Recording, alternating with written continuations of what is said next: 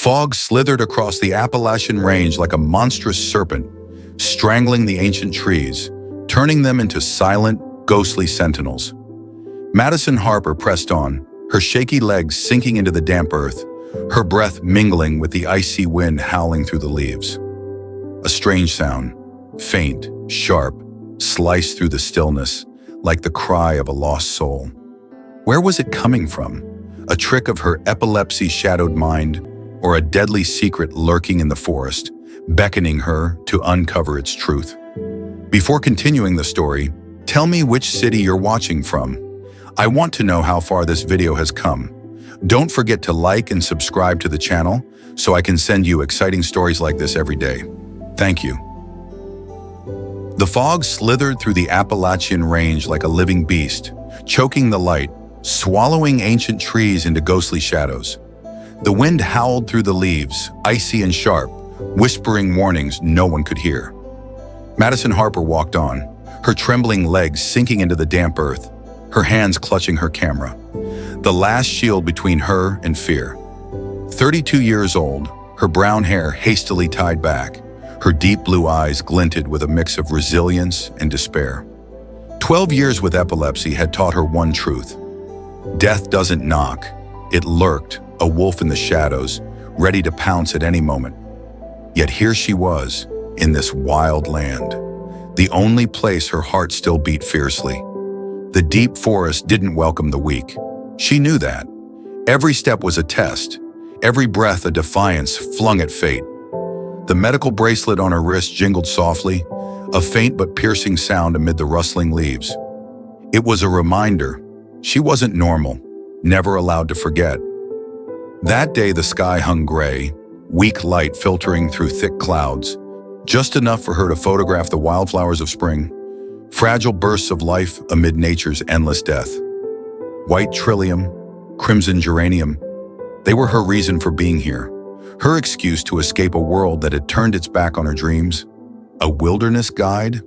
That ambition died long ago, the moment a doctor said she could never risk it again. But the forest didn't judge. It didn't care about the seizures that could tear her body apart, didn't mock her when she fell, foaming at the mouth, eyes rolling back. The forest just watched, silent, and sometimes it whispered. That day it whispered something strange. A sound sliced through the stillness, faint, trembling, like the cry of a soul unraveling. Madison stopped, her hand instinctively brushing her bracelet, her heart pounding. The sound came again, clearer, closer, yanking her from her tangled thoughts. Not a bird, not the wind. It was like a kitten's mew. But here, in a wilderness miles from any home, that was impossible.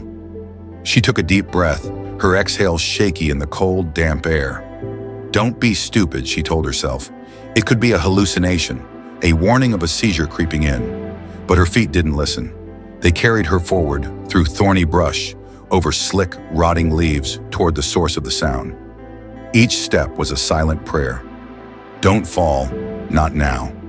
Then she saw it, a small hollow beneath a fallen log, fresh earth torn open as if by nature's invisible hand.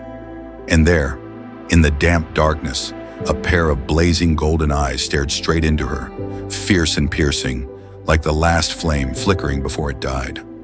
Madison dropped to her knees, breath hitching as they hit the ground. A bobcat kitten, tiny, its spotted fur matted with mud and blood, its body quivering with each shallow gasp.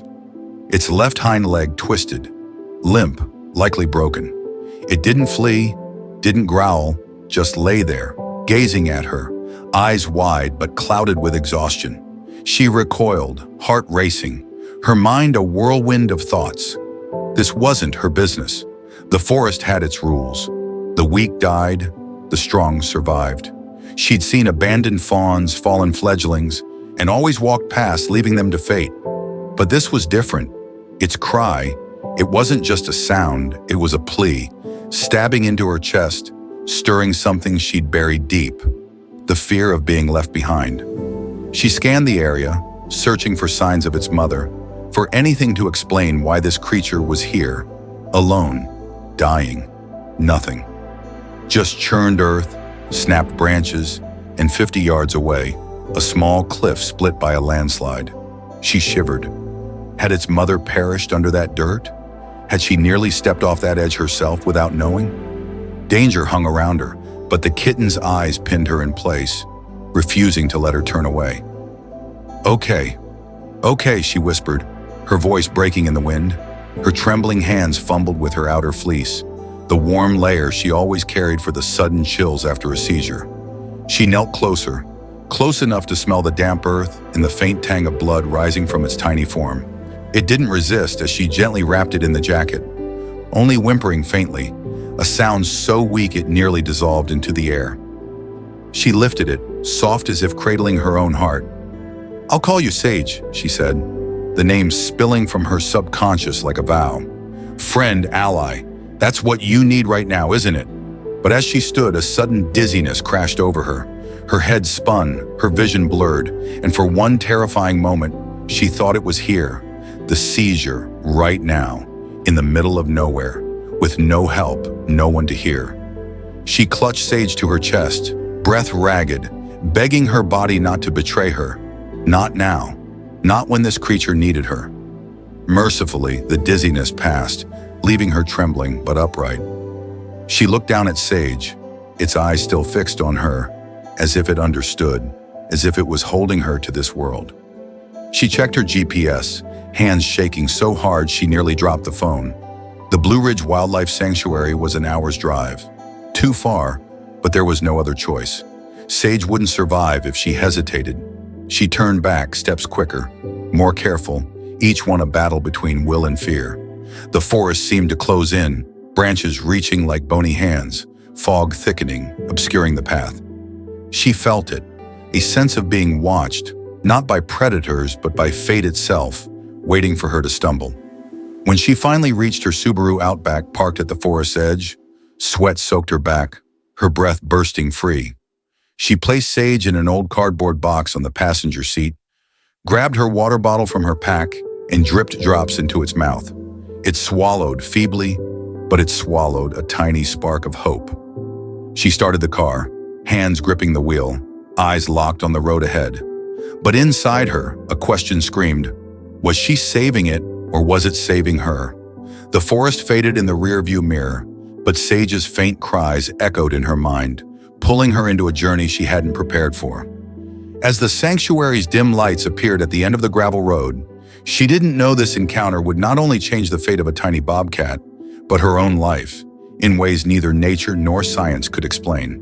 The gravel road to the Blue Ridge Wildlife Sanctuary rattled beneath the Subaru's tires, each small stone screaming under the weight of a life fading in the cardboard box beside Madison. Sage lay there, tiny, frail, its breaths shallow and rapid, like the last gust before a storm dissolved. Madison gripped the steering wheel, nails digging into her palms, fighting to keep her deep blue eyes from blurring with sweat and fear.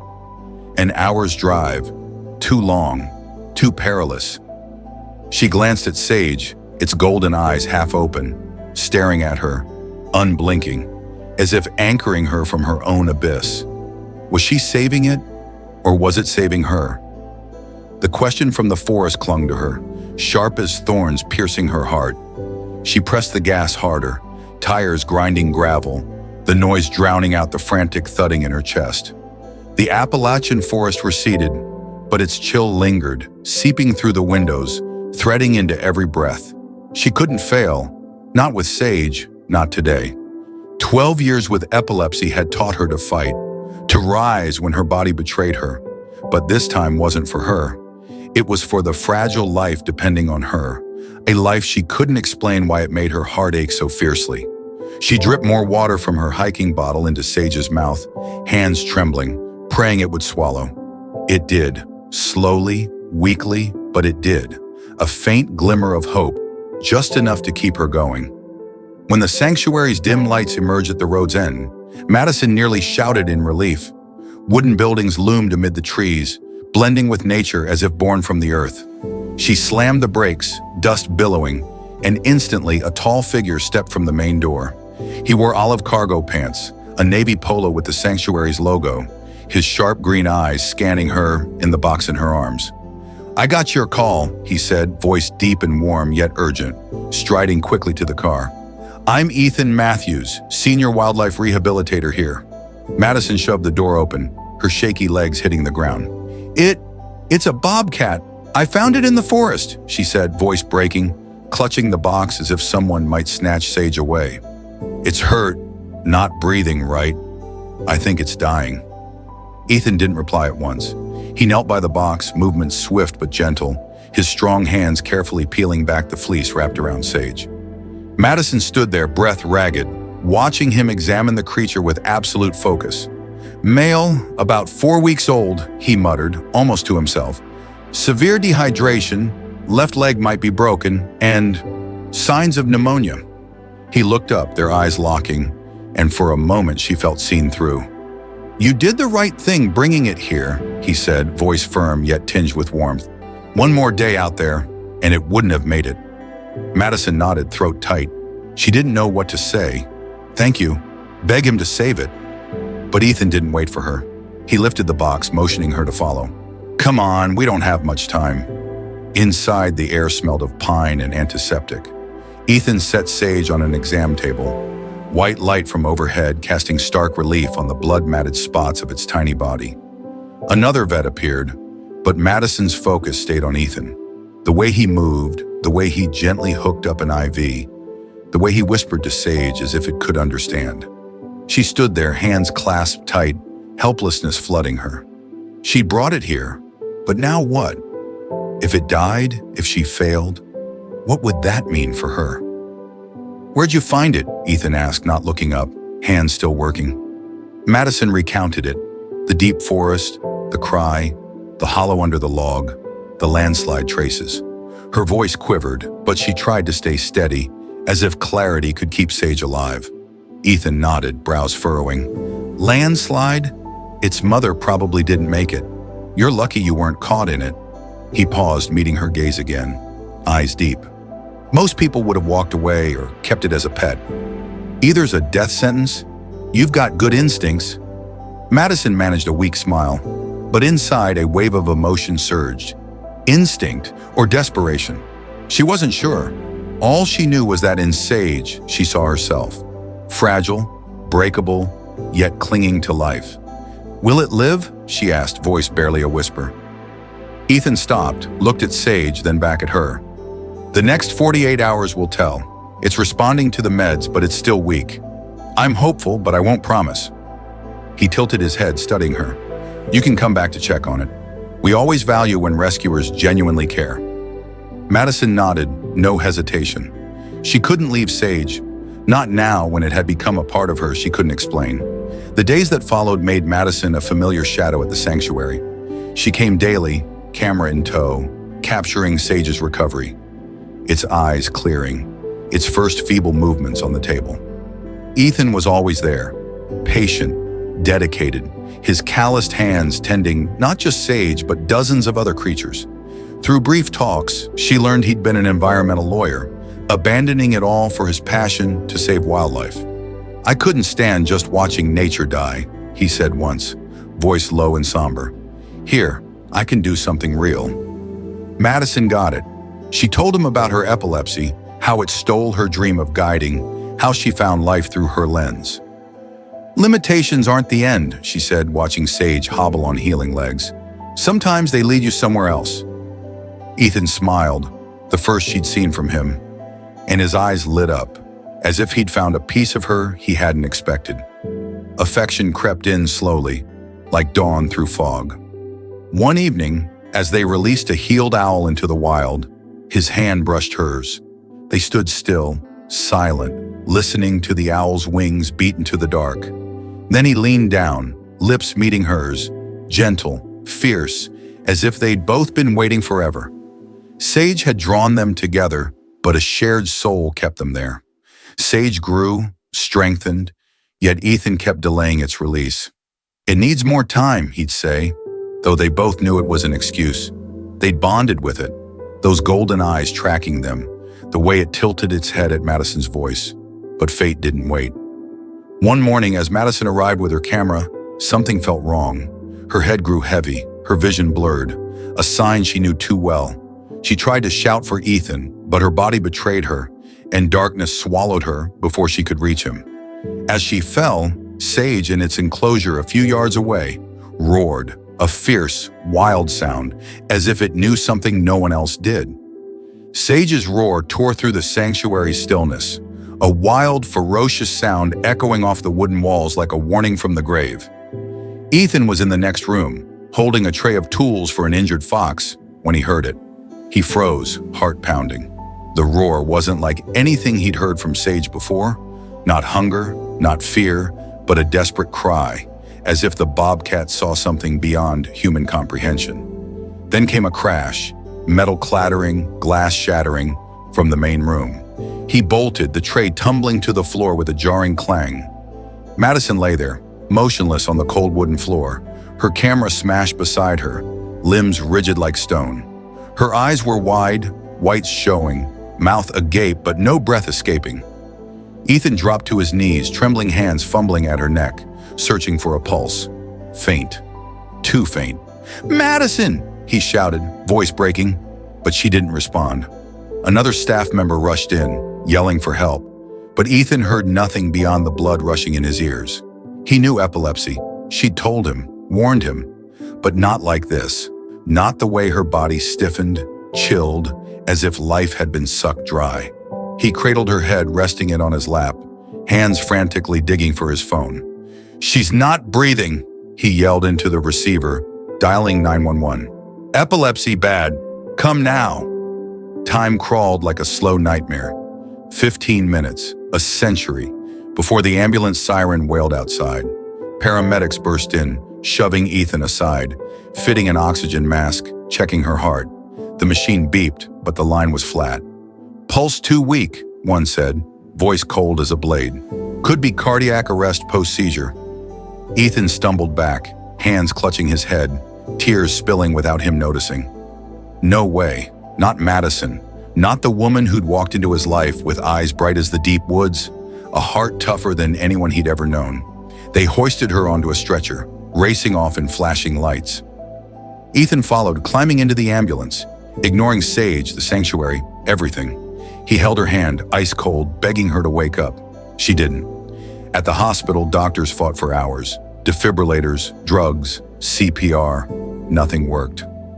Finally, a man in a white coat stepped out, eyes heavy. "I'm so sorry," he said. "She didn't make it. Complications from the seizure. We did all we could."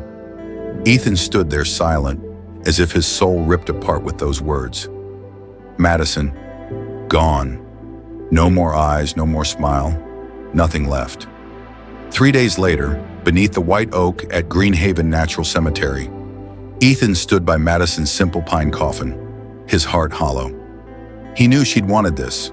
Return to nature, no chemicals, no cold tomb. The wind blew, carrying an early autumn chill, leaves drifting around him. Friends, family, nature lovers gathered, murmuring condolences. But Ethan didn't hear. He just stared at the coffin, picturing her deep blue eyes now closed forever. He'd planned to propose. A small ring hidden in his pocket, never given. What now? Then a sound sliced the silence. Rustling leaves, not the wind, but something moving. Ethan looked up, and his heart stopped. Sage, unmistakable, golden spotted fur, blazing eyes emerged from the brush. Nearly grown, stronger than ever, yet here it was, 3 miles from the sanctuary, no cage, no leash. How? Ethan didn't have time to think. Sage approached, slow, silent, then lay beside the coffin, head resting on the wood, as if embracing Madison one last time. The crowd murmured.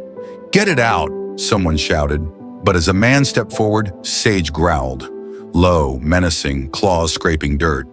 Not aggressive, but resolute. Ethan raised a hand, voice hoarse. "Stop, leave it be."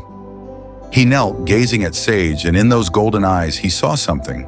Not grief, but certainty, as if it knew what he didn't. "What are you doing?" he whispered, fingers brushing its fur, feeling the warmth of life against the coffin's chill. Sage didn't leave. Hours passed, people trickled away, sunlight fading over the hill. Just Ethan and Sage remained, one man and one beast, beside the coffin of the woman who'd bound them. Then a memory flashed in Ethan's mind, an old vet's school lesson about animals sensing faint heartbeats, sense of life machines couldn't catch. His pulse raced. No way! But what if? He shot up, hands shaking as he yanked out his phone, dialing 911 again. "I need a medical team at Greenhaven Cemetery now," he said, voice cracking. "Sounds crazy, but I think we got it wrong. She might still be alive." The dispatcher hesitated. "Sir, she's been declared—" "I don't care," Ethan shouted. "Send someone now." He hung up, turning back to Sage. The Bobcat stayed put, eyes fixed on the coffin, as if guarding, waiting. The ambulance arrived, lights flashing in the dusk. Paramedics stepped out, skepticism written on their faces, but Ethan gave them no chance to argue. "Check her! Do it!" he ordered, voice trembling but firm. They opened the coffin, light spilling onto Madison's pale face. No movement, no breath, but Sage rose, growling softly as if urging them on. A paramedic pressed a monitor to her chest. Beep, beep, a faint wave, almost invisible, but real. "God," one whispered, "she's alive. Catalepsy, rare after seizures. We almost buried her alive." Ethan collapsed, tears streaming, hands covering his face. Sage stepped closer, licking his hand lightly, then lifted its head to the sky as if its task was done. Madison was rushed off in wailing sirens, leaving Ethan and Sage there, straddling life and death, miracle and horror. But the story wasn't over. Not here, not while fate still held them in its mysterious grasp. The ambulance siren wailed into the distance, carrying Madison racing across the line between life and death once more. Ethan stood there, beneath the white oak of Greenhaven Cemetery, his breath ragged, still feeling Sage's gentle lick. Warm, alive, a stark contrast to the chilling horror that had just passed. Sage sat beside him, its blazing golden eyes tracking the red flashing lights fading away, silent yet taut, as if it grasped something Ethan couldn't fathom. He knelt, trembling hands stroking its fur, tears falling quietly. "What did you do?" he whispered. But Sage only tilted its head, gazing at him with deep, wordless eyes, an answer beyond speech. At the regional medical center, the ER was a whirlwind of white light and machine noise. Doctors swarmed Madison, her body still rigid, pale, but a faint heartbeat on the monitor bore witness to the unbelievable. She was alive. Catalepsy, they called it, a rare state after a severe seizure, where the body froze, life slowing to a whisper machines couldn't detect. "We almost lost her," a doctor said, voice trembling. "If we hadn't checked again—" He didn't finish, but Ethan understood. He sat by her bed, gripping her cold hand, praying she'd wake, praying this miracle wouldn't slip away. Days passed, then weeks. Madison lay still, unmoving, as doctors adjusted meds, monitored every pulse, every breath. Ethan never left, splitting time between the hospital and the sanctuary, where Sage had been returned to its enclosure after its mysterious escape. He checked on it daily, but Sage had changed. No more growls, no more restlessness. It lay calm, eyes gazing far off, as if it had fulfilled a purpose only it knew. Ethan wondered, how did it get out? How did it know? No answers came, just an eerie silence from the Bobcat that had saved the woman he loved. Then one morning, pale sunlight pierced the hospital blinds, and Madison's eyes opened. Ethan was there, still holding her hand, nearly shouting as her deep blue eyes met his. "Ethan," she whispered, voice faint as a breeze. He cried, pulling her into his arms, tears soaking her hospital gown. "I thought I'd lost you," he said, voice breaking. She remembered nothing, not the fall, not the coffin, not Sage lying by her in the cemetery. But as Ethan recounted it, her eyes widened, a strange feeling flooding her, as if she'd sensed Sage even in the deep darkness of her coma. Recovery was a long, slow, painful trek. Doctors swapped meds, fitted monitors, warned of catalepsy's potential return. Madison lay in bed, fingers brushing her medical bracelet, feeling her body more fragile than ever.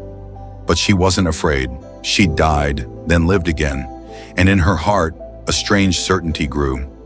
Sage had pulled her back. Ethan stayed by her side daily, bringing tales of the sanctuary, of Sage, of how the Bobcat was now ready for freedom. "It's stronger than ever," he said, eyes bright, "but I think it's waiting for you." 2 months later, Madison stood for the first time, legs shaky but resolute. She demanded Ethan take her to the sanctuary. She needed to see Sage, to feel the bond that saved her. As she stepped in, Sage rose in its enclosure, golden eyes locking onto hers. It didn't growl, didn't move, just stared, deep, intense, like their first meeting in the forest. Madison knelt, hand touching the metal mesh, tears streaming. "Thank you," she whispered. Sage tilted its head as if accepting, as if saying goodbye. The day to release Sage came faster than they'd expected. One late autumn afternoon, Ethan and Madison stood at the edge of a wild forest in the national park, miles from the sanctuary. Sage stood in the release crate, spotted fur glinting under pale sunlight, body strong, eyes ablaze. Ethan opened the door, hands trembling. "Go on, buddy," he said, voice choked. Sage stepped out, slow, claws brushing the dirt. It paused, turning to look at them. Madison, Ethan, the two humans who'd given it life and who it had repaid in a way no one foresaw. Madison clutched Ethan's hand, heart pounding. "You have to go," she said, voice breaking. "But I won't forget." Sage blinked, then bolted, swift as the wind, vanishing into the deep woods. But just as they thought it was gone, a sound rang out, a low roar, echoing through the trees. Not a goodbye, but a promise. Madison shivered, feeling it still there, somewhere, watching. Ethan held her, arms tight, and they stood silent, letting tears fall in the breeze. Back at the sanctuary, Madison sat in her small office, where she'd once blogged, once dreamed of a bigger life. She opened her laptop, typing the first lines of the story about Sage, the feigned death, the return to life. Her fingers shook, but she didn't stop. She needed the world to know, needed them to understand that sometimes life came not from humans, but from wild creatures bearing wordless wonders. Ethan stepped in, hand on her shoulder. "You okay?" he asked, voice gentle. She nodded, but her eyes stayed on the window, where the forest stretched endless. "Do you think it'll come back?" she asked, voice a whisper. Ethan smiled, but his gaze drifted. "I don't know, but I think it left something in us." Madison nodded, feeling it, an emptiness, a presence, a bond unbreakable. That night, sleeping beside Ethan, she dreamed of Sage, not in the forest, but in a white void, golden eyes watching her, as if trying to say something. She jolted awake, heart racing, and in the dark she heard a roar from afar, faint but real. It was gone, yet not gone. And as dawn broke, Madison knew their story didn't end here. It was just the start of a new chapter, where love and mystery intertwined, awaiting their discovery. Dawn blazed through the Appalachian forest, gilding the trees Madison had once walked beneath, fallen beneath, and risen from.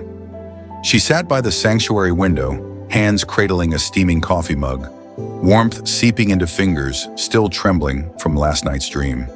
Sage, its golden eyes blazing in a white void, its roar echoing like a distant call, had yanked her from sleep, leaving her heart racing in a wordless question. Where was it? Ethan stepped in, brown hair tousled, green eyes softening as they met hers. "Dreaming again?" he asked, voice low and warm. She nodded, silent, but her gaze drifted to the deep woods where Sage had vanished. 2 months since they'd released Sage, and life for Madison and Ethan had shifted, not abruptly, but gradually like a river carving the earth. Madison's blog about their story spread, thousands reading, sharing, commenting. A miracle, they called it, proof of love beyond boundaries. But to Madison, it wasn't just a miracle, it was raw, painful, mysterious truth. She wrote daily, not only of Sage, but of epilepsy, of nearly being buried alive, of how a bobcat sensed what science missed. Money poured in from the blog, but she didn't keep it. With Ethan, they founded the Sage Fund, aiding sanctuaries and researching the bond between animals and humans. If it saved me, she told him once, we have to save others. Ethan agreed, but he spoke of Sage less than she did. He worked tirelessly, tending owls, foxes, injured bears, but sometimes Madison caught him standing silently by Sage's old enclosure, eyes distant. You miss it, she said one evening, as they sat by a fire outside the sanctuary. He nodded, hand tightening around hers. Not just miss, I feel it, like it's not fully gone. Madison shivered, recalling the roar in the night. She didn't say it, but she felt it too. A presence, vague yet undeniable. The next spring they married, a small ceremony at the sanctuary beneath a towering pine with only close friends and staff. Madison wore a simple white dress, Ethan an olive green shirt, and as they exchanged vows, the wind rustled the leaves, a blessing from the deep forest. They promised to keep working, to protect nature, to live for what Sage taught them. That love knew no bounds, not between humans, not between human and beast. When Ethan slipped the ring onto her finger, the one he'd nearly never given, Madison cried, not from sadness, but knowing this moment was a gift from a life that had left them. Life flowed on, but Sage didn't fade. Sanctuary staff occasionally reported a spotted shape darting through the woods, a low roar echoing from afar. Might be it, they'd say, half believing. Madison and Ethan never confirmed, but each time their eyes met, silently sharing an unspoken secret. A year after Sage's release, Ethan took Madison back to the forest where they'd parted. He knelt, pulling out a small box. I want to ask you again, he said, voice trembling. Not from doubt, but so you know I choose you every day, forever. She laughed, tears streaming, and as she nodded, a sound rang out. A short, sharp roar from somewhere in the woods. They turned, saw nothing, just leaves trembling in the sun. Time passed, their fun grew, saving dozens of creatures, but Sage's story remained a flame that never dimmed. One day, as Madison hung a photo in the sanctuary office, Sage lying by her coffin, golden eyes aglow, a visitor asked, "Is this real?" She smiled, hand brushing the frame. "More real than I can tell," she said. "Sometimes love isn't just between people. It's bigger, wilder, and we're only part of it." That night, lying beside Ethan, she dreamed again. Not a white void, but deep forest. Sage stood there, larger, stronger, golden eyes on her. It didn't speak, didn't roar, just stepped close, nosed her hand, then turned, vanishing into the dark. She woke, heart pounding, and this time no roar sounded. Just the wind, gentle like a final whisper. She sat up, staring out the window where the forest stretched endless under moonlight. "It's really gone, isn't it?" she whispered. Ethan wrapped his arms around her from behind, silent, but his warmth was answer enough. Or was it? Years later, as Madison's hair grayed, as Ethan slowed with age, they kept working, kept telling that story. And sometimes in quiet nights they heard, or thought they heard, a roar from afar, faint as memory, sharp as truth. Sage might have become part of the forest, a wild phantom, or an eternal spirit binding them. They didn't know, didn't need to. It had saved her, brought them together, and now it was part of them. Not in a cage, not in a photo, but in their hearts, where love transcended all boundaries, all explanations. As they aged, the story spread, becoming legend. But to Madison and Ethan, it wasn't legend. It was life, love, a mystery they carried to their end. And when they stood together, gazing into the deep woods one last time, a shape flickered. Spotted fur, golden eyes, or just moonlight playing tricks. They smiled, hands clasped, leaving the question hanging in the breeze. Where had Sage gone? Or had it never left? The answer wasn't theirs, but nature's, wild, eternal, brimming with the unexplainable. And so, the tale of Madison, Ethan, and Sage draws to a close. But its echoes linger on, like a distant roar rippling through the Appalachian wilds. A tiny bobcat didn't just alter the fate of two people. It showed us that love and connection can transcend all boundaries. Between humans and nature, between life and death itself. Life is brimming with wondrous mysteries, and every one of us can find something profound in the smallest moments. If this story moved you, if you're hungry for more emotional journeys that surprise and inspire, then hit that subscribe button on our YouTube channel right now. Turn on the bell so you never miss a video, because who knows, the next story might strike your heart in ways you never imagined. Join us as we dive into a world of wonders where every tale opens a door to the infinite